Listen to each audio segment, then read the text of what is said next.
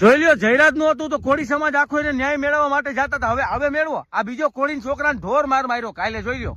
હવે ન્યાય મેળવવા માટે જાઓ તમે, પરસોત્તમભાઈ સોલંકી, હીરાભાઈ ને. હવે જોઈ લો, જાઓ. સાચું છે ને સત્યનું આપણે બોલવું, એમાં કોઈ ગુનો નથી. જોઈ લો, આ જોઈ લો, ઉનાની વાત છે. ઉના જે દીવની બાજુમાં આવ્યું એની વાત છે. ઘટના શું છે આખી વાત સાંભળો. કેવો માર્યો છોકરાને, જુઓ. પટ્ટે માર્યો, સોનાનો ચેન પણ લૂંટી લીધો. ન્યા કેમ કોઈ ન્યાય મેળવવા માટે ના ગયા? ત્યાં તો ડાયરેક્ટ પોલીસ સાહેબે સારું કામ કર્યું. પોલીસે કાયદાનું કામ કર્યું. ત્યાં કોઈ ધારાસભ્ય નો ગયા, ત્યાં કોઈ મંત્રી નો ગયા. અહીંયા જયરાજ આહિરને ટિકિટ મળે એવું હતું એટલે આ મુદ્દો બહુ મોટો લઈ લીધો. કારણ જયરાજ કોનો દીકરો? તો માયાભાઈ આહિરનો દીકરો. એ મોટા માણસો આવું કામ કરતો કે આવું તમારથી કરાય છે? હવે આને છોકરાને કેવું માર્યો જોઈ લો, કોરીન છોકરાને. એનું નામ છે, જોઈ લો, વાંચી લ્યો, મેં પોસ્ટર મૂકી દીધું છે. બાંભણિયા અટક છે અને 180 ફૂટ રિંગ રોડ કંઈક એવું કંઈક છે. જોઈ લો, આમાં નીચે લખેલું છે. એ કંઈક એરિયો છે જ્યાં હિન્દુ રહે છે. તો ત્યાંના જે સ્થાનિક લોકો છે એ મુસ્લિમ લોકો 5, 7, 10 જણા બેસતા રોજ, બિસ્ટોલ પીતા, બીડી પીતા. અને આમાં એવું લખવામાં આવ્યું છે કે બિસ્ટોલ પીને છોકરીની છેડતી અવારનવાર કરતા, એવું લખવામાં આવ્યું છે. સમગ્ર શું ઘટના છે તો કેસની રીતે કરશે, પછી જે પણ મંદુક થયું હોય. અને આપણા વિડીયામાં હિન્દુ મુસલમાન કરવાનું નથી. આપણા વિડીયામાં એ કરવાનું છે કે આ લોકોને ન્યાય મેળવવા માટે ધારાસભ્યની કેમ નથી જતા? વાં જયરાજનું થયું, ત્યાં જ કેમ ગયા?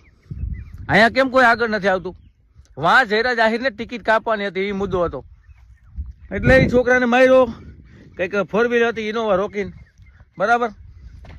તો પછી પોલીસ કેસ થયો. પોલીસે વરઘોડો પણ કાઢ્યો બધાનો. અને કાયદાનું સારું કામ પણ કર્યું. એ કંઈ વાંધો જ નથી, એતરાજ નથી, બરાબર. કોઈ પણ આરોપી હોય, કોઈ સમાજનો હોય, એ તો કાંઈ આરોપ કરે તો એને ગુનો સજા મળે, બરાબર. પણ મારો મેન મકસદ એ છે કે કોળી સમાજ એક થઈ ગયા છે. કોળી સમાજ કે અમારે એકતા રાખવી છે. ગમે ત્યાં કંઈ થાય તો અમે ત્યાં ઉભશું ને, અમે ત્યાં ન્યાય અપાવશું ને. તો હવે મારો કહેવાનો મતલબ એ છે કે આપણે બહુ મુદ્દોથી ચગાવી દીધો માયાભાઈ ને જયરાજનો, કે ભાઈ જયરાજ આમને.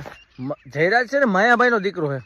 હમણાં તમે ઘણા લોકોને ટાટિયા ભાંગતા હોય, ઘણા લોકોને મોટા કાન થતા હોય, એ બહુ વાયરલ નહીં થાય. થોડાક ટાઈમ પહેલાં દેવાજ ખવડે કંઈક મારામારી કરી હતી તો એ ડાયરેક્ટ વાયરલ થઈ ગયું હતું. હિરલ પટેલે થોડોક દારૂ પીધો, એ વાયરલ થઈ ગયું હતું. માયાભાઈ છોકરાએ આ કર્યું હતું વાયરલ. એટલે જે મોટા નેતાઓ હોય કે કોઈ મોટું સેલિબ્રિટી હોય ને, એની વસ્તુ કાંઈ પણ થોડીક ભૂલ આવે ને એટલે એ વાયરલ વધારે થઈ જાય. કેમ કોનો છોકરો? એ તો દેવાજ ખવડનો દીકરો. કોનો દીકરો? માયાભાઈ આહિરનો દીકરો. એનાથી આવું કરાય જ નહીં, આપણે એમ કહીએ, બરાબર. અને ઘણા વિડીયો બનાવ્યા, કોઈ સમાજને ઉશ્કેરવા નહીં, કોઈ સમાજને લડાઈ ઝઘડા કરાવવાના નથી. મારા માટે 18 વરણ હરખા છે.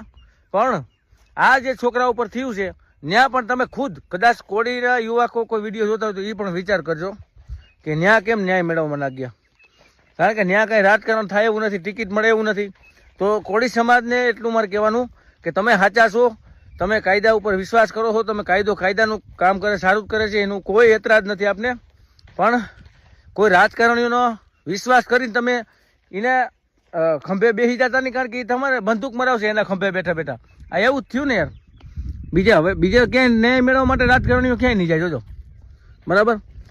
એટલે આપણા કોળીમાં આહિરમાં 18 વર્ષમાં હંપ રાખો, હળીમળી રહ્યો. અને હિન્દુ મુસલમાનનું ઓલું ન કરો, કારણ કે કરવાવાળા કોઈક બીજા છે ને હલવાઈ જાય આપણા જેવા, બરાબર. આ ઘટના વિશે તમારું શું કહેવું જરા કોમેન્ટ કરજો.